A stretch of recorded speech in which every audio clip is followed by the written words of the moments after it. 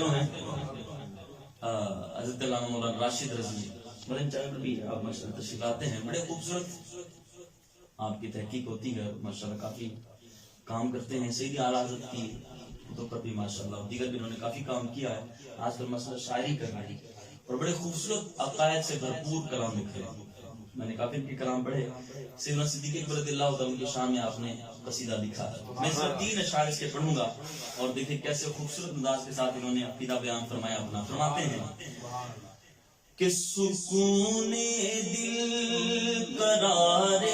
جاں ولا صدیق اکبر کی،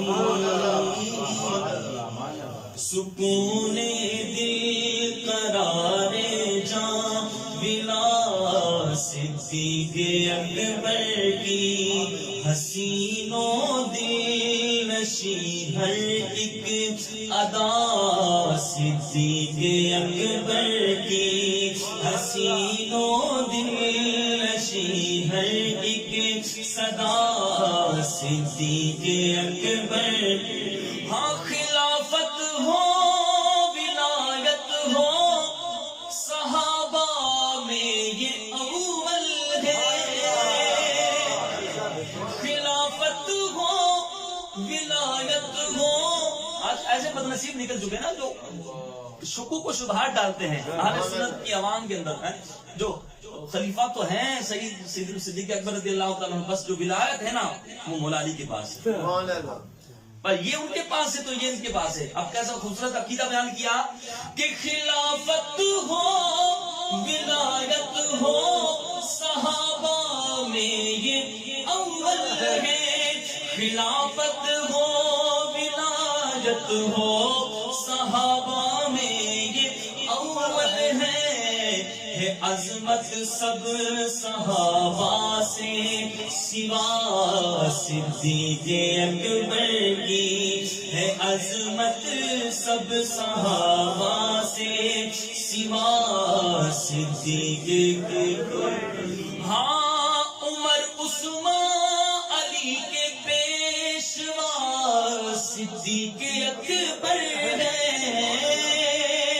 عمر عثمان علی کے پیشوا صدیق اکبر ہے، سبھی اصحاب نے کی اقتدا صدیق اکبر کی، سبھی اصحاب نے کی اقتدا صدیق اکبر۔ ہاں نبی پاک کا پہلا خلیفہ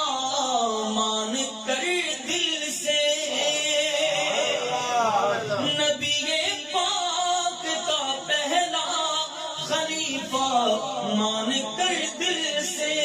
نبی پاک کا پہلا خلیفہ مان کر دل سے، صرف صحابہ نے نہیں نبی کی آل نے کی اقتدا صدیق اکبر کی، نبی کی آل نے کی اقتدا صدیق اکبر۔ عدو صدیق اکبر کا جلے جل جل کے مر جائے، عدو صدیق اکبر کا جلے جل جل کے مر جائے، صدا کرتے رہو برہاں ثنا صدیق اکبر کی، حسینوں دل نشی ہر ایک ادا صدیق اکبر کی۔